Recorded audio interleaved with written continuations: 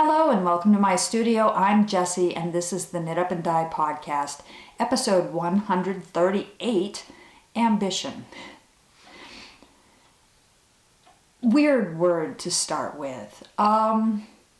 It's really just kind of an exploration of self where I've realized recently, I've known it my whole life, that I'm ambitious. And my ambition is not to be rich, wouldn't that be nice, famous, not really interested, or to have whatever else, success, whatever. My ambition is usually more along the lines of I bite off more than I can chew kind of ambition.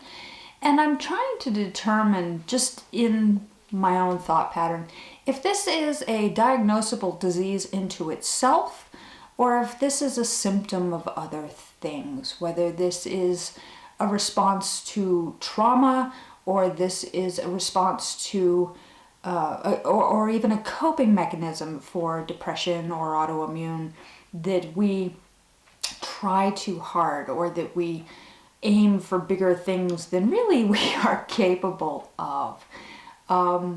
I've always been this way. When I choose a project, it seems fully attainable and I jump right in without really looking at what kind of time or dedication is involved to it. I know it's achievable. That's it. I know it's achievable, but I don't necessarily pay attention to what goes into achieving that. An example of that would be my How to Eat an Elephant blanket. I remember completing the 9th square and being like, oh, this is gonna be easy. I'll knock this blanket right out. 672 squares on a number 2 needle and fingering weight is an undertaking. And while I only have, I think, 215 squares left to go, it has been years of work. Not necessarily straight on hard dedicated work, because you got to chip at something like this. But even then, I never imagined that that project would be as encompassing, as enduring, as significant.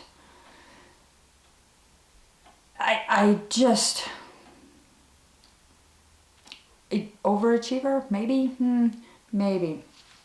Not really sure what that is, but there's an ambition there that might be self-defeating. To that end, I have recently decided to start a new project that I'm a little bit more aware is wholly ambitious. I have a lot of scrap yarn. I'm a knitter. There's always leftover bits. I'm also a dyer.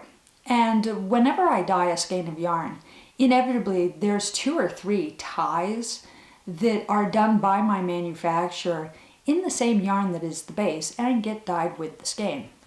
And so I always have these lengths of leftover yarn.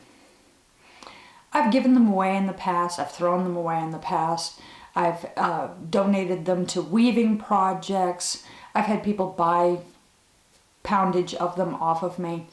And more recently, I haven't had those opportunities. And so they started to pile up. And they've piled up quite a bit. Some of these are leftover bits that are just a little bit too small to work into my blanket. They're under the 3 grams that I need for a square. Some of these are quite literally just the little ties from the skeins, from all the skeins that I dye. When I cut them free to twist up and label for you, I end up with these little leftover bits. And like all good people who need inspiration, I like to peruse Instagram and Pinterest on a regular basis. And back in late December, I stumbled on a post by a woman who, like myself, has a lot of yarn scraps, and she had found an interesting and inspirational way to use them that I immediately took on. Thought, that is inspiring. I love this. I'm excited by that. I could use one myself. What a brilliant idea. Rug hooking. You only need 2.5 inches of yarn to hook and make a rug. Approximately 4 ounces per square foot. This is only the scraps that I collected recently. That doesn't include everything in my jars that is leftover scrap yarn. And so I decided to buy rug canvas. 1 yard of rug canvas at 45-inch width. That is a big piece. That is a big piece. Now, mind you, I'm ambitious, and I think I have more than enough yarn for this. But I recognize that that is almost 4 loops of yarn per inch, 16 loops per square inch. Now, if you look closely, you can see where I've marked off in from the salvage, in from the edge, what the actual frame of my proposed rug is. But I dare not count the squares, because I know already that the square count is significantly higher than my How to Eat an Elephant blanket square count. And while I won't be using a number 2 needle, there will be fingering weight, there will be DK weight, there will be Aran and worsted weights. So how am I going to navigate this project? And is this even remotely realistic? Clearly, as you could tell by the time I've taken into marking off my borders and taping my edge so that I don't get eaten alive by this canvas, it's kind of a rough material, that I'm pretty invested in this. I'm going to do this. So there has to be a plan. I've thought a lot about it. Initially I thought, oh, it's just going to be wild and crazy and it'll be really fun to have all my scrap yarns in there and just have it be this vibrant, wild piece. And then the artist in me started to panic and think, okay, but wouldn't it be pretty if it had more of a design to it, if it had some kind of an element to it that gave it a focal point or reflected something in the house, was more designer decorative. In reviewing those options and thinking kind of a little bit about my How to Eat an Elephant blanket, the blanket itself has the black framing on it to really make the colors pop. And while I love that, and I'm very ambitious, the idea of creating a design on this and then trying to follow said design and sorting the colors to fulfill whatever design, or even just incorporating some black work and allowing all the crazy colors to just fill in around the black work, kind of detracted from the joy of the project for me. Meh. And so I'm embracing this as just noise. Just noise. A different way to dispose of the scraps. That when I have a scrap, I'll cut it to the 2.5 inches and I'll just hook it in here. Latch hook is simple. It's very easy. It's not particularly time consuming to put on a couple of knots. This whole project is going to be time consuming, don't get me wrong. But it's tie a knot and walk away. It's not you have to put in 5 hours to get to the next stopping point, or you have to finish a square, or you have to, it's tie a knot and walk away. So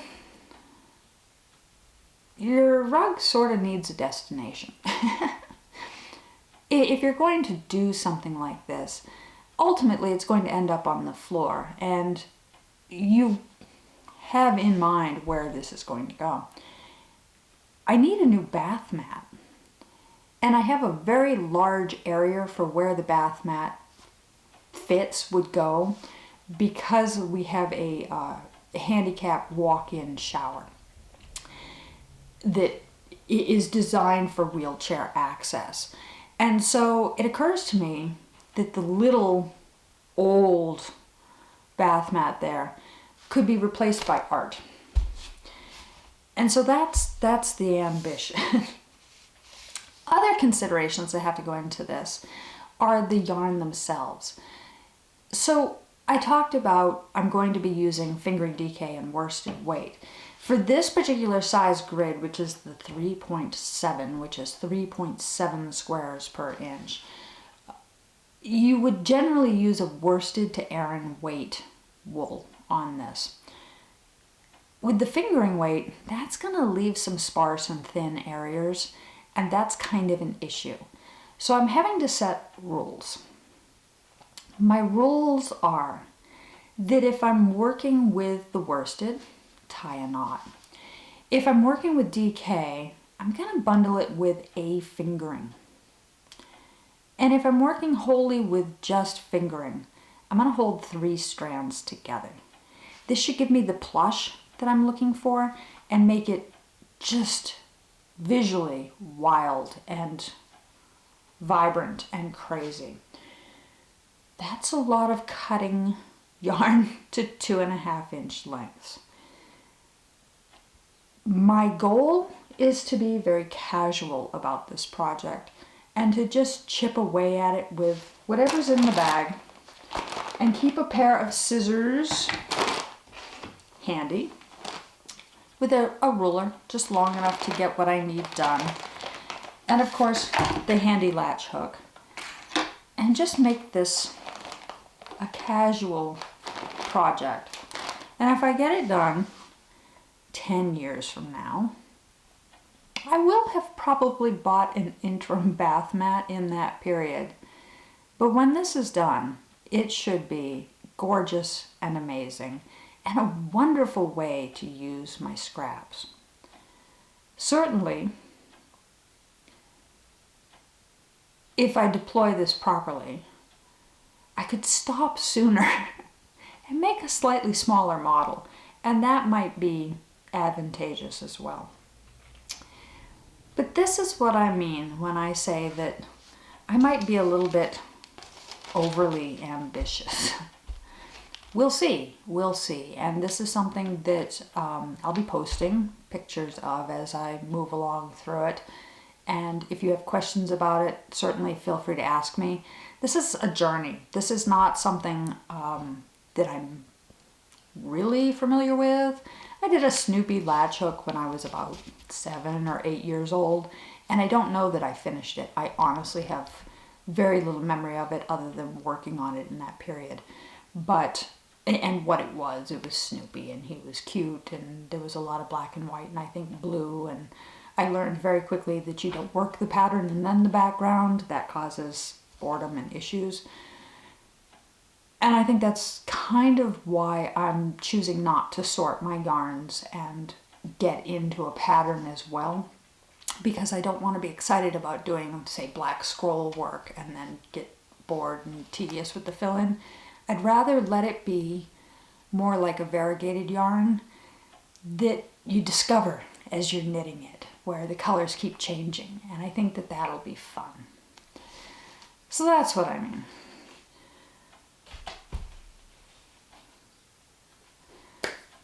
I promised I would continue to show you my knitted works, and I'm wearing one of them. Many of you have asked me about this one repeatedly. It's been in the pile of completed works for quite a while, and it is one of my absolute favorites. I have worn this on numerous occasions. I highly recommend this one. This also is a study in ambition. I had initially talked to y'all about and cast on this sweater in a purple Vanna's Choice acrylic. The sweater pattern is the Daelyn Pullover by Isabell Kraemer. Sorry, I'm using my cheat sheet here. And while I had done a gauge swatch in the purple acrylic, and my goal was to have a house sweater, a sweater that I could wear around the dogs. If it got covered in dog hair, no big deal. It was just going to be warm and durable and comfy and a total home, do chores, relax kind of sweater. And while I had done a gauge swatch, and that gauge swatch was spot on, the numbers all matched up, I abandoned the sweater. I had gotten down to about here. I think I had gotten as far as to be about close to splitting for splitting the sleeves on the body. And I realized very quickly that although the gauge was perfect, the fabric that was being created was going to stand on its own. And when I say stand on its own, I don't mean be its own person and hold up to the chore that I had wanted it for. It was going to stand on its own as in bulletproof and would have been difficult to fold and put in a drawer. It was dense. The pattern calls for a worsted weight. The yarn itself is a light worsted. The called for yarn and the yarn that I ultimately ended up making it in borders more closely on a DK. That's fine. The difference is the gauge again was met perfectly, but the drape of the fabric is wholly different. And the difference between too dense a fabric and the right fabric is the ability to put your arms down at your sides. I quite firmly believe that had I continued in the purple yarn, which I loved and really was excited about doing, that the fabric was so stiff that I don't know that I would have, I think it would have just kind of held itself out. It really was not pliant, it really was not draping, it really was not going to be a happy project, it was going to be bulletproof. There's a time and a place for a bulletproof sweater, this was not it. Again, the pattern is the Daelyn Pullover by Isabell Kraemer. Love her patterns, love the casual fit of her styling, love the way she writes her patterns, easy to comprehend. Not all of her patterns specifically state the ease in them, but a quick check at anybody else's notes in Ravelry or in her group, there's often another statement there about ease, and I just make a note on my patterns or in my project page. This one I think was asking for approximately 3 inches of positive ease. The yarn that I did this in is Malabrigo Rios. It is, like I said, closer to a light worsted DK. The color is Marte, which is Spanish for Mars, and I absolutely agree with that. I think that is very aptly named. The beauty of this particular design is the styling that she's incorporated. And I'm going to do some weird poses here to show you. The back is garter stitch. It is a raglan top down in the round seamless. So the sleeve is stockinette and the front is stockinette, but the back is garter. And that just adds interest and pop. I think it's really pretty. The next trick that she employed is from the center of the underarm down is where the draw line is between the stockinette and the garter that's on back. But wait, there's more. I love this pattern. As that underarm continues, she has it travel inward toward the center of the body so that the styling kind of wraps around on either side and ultimately creates this visual line that narrows your waist. The woman is brilliant. It's beautiful styling. The back also has a little bit of a dip where it comes down and lengthens by short rows around the back side, thereby covering the derriere. I love her styling. Love this. Really an easy project, a comfortable project. The sleeves are slightly loose. Sorry, I need to angle better. Slightly loose. It's not as form-fitting, so I can put something on under it. But otherwise, it's just casual and comfortable. And honestly, among my sweaters, the looser ones are warmer. The tighter fit ones, not enough air gets trapped, and it wears a little bit cooler than wool potentially could. This one, because it's bigger and has some space for air to get caught in, keeps me a lot warmer. And really, in my office, that has been a win. An absolute win. I would probably knit this again. Why do I say probably? It's a big sweater. It's a lot of knitting. I don't particularly enjoy knitting garter in the round, but that's okay. That's not a lose for me. I probably will employ the technique of tapering the waist by bringing back styling around in other sweaters. I think that is brilliant. I think if there is a design element or a texture stitch on the back, bringing that around and just tapering that in is gorgeous, and it is a very flattering technique that you could employ in just about any sweater with a back stitch. Why wouldn't I knit this one again? The only reason I think I wouldn't knit this again is because I own 8 more of her patterns that I haven't yet knit, and how many sweaters does one woman need? All of them. But I think I want to spend more time exploring other patterns before I start to dupe the patterns. This would work with any yarn. You could do this in a wild variegated. You could do this in a very plain monotone. You could do this in a tonal. I don't know that I would employ a stripe, simply because you're working in the round and the garter and the stripe might be a little bit strange against the stripe in the front. But certainly if you did some intarsia, maybe you could mimic something and do a narrow stripe, one stitch stripe on the front and mimic the garter that's happening in the back. That might be a little bit busy, but there's a lot of opportunity here. Just absolutely, I can't recommend her patterns enough. It's my style, it's my comfort. The options, she often includes options for the neck. Many of her sweaters, really the sleeve could even stop. You don't necessarily have to do a full sleeve. You could do 3/4, you could do a 2/3, whatever works for you. She's very flexible in her pattern writing, that this could have a cowl neck easily, or this, you could reimagine the front and make it a V-neck if you wanted. And that flexibility is my jam. To be able to make a sweater your style, your way, easily is everything. I have another sweater in the pile that is also one of her designs, and another one on the needles. So clearly I'm a fan. Am I paid to promote her? No. Am I in any way reimbursed? No.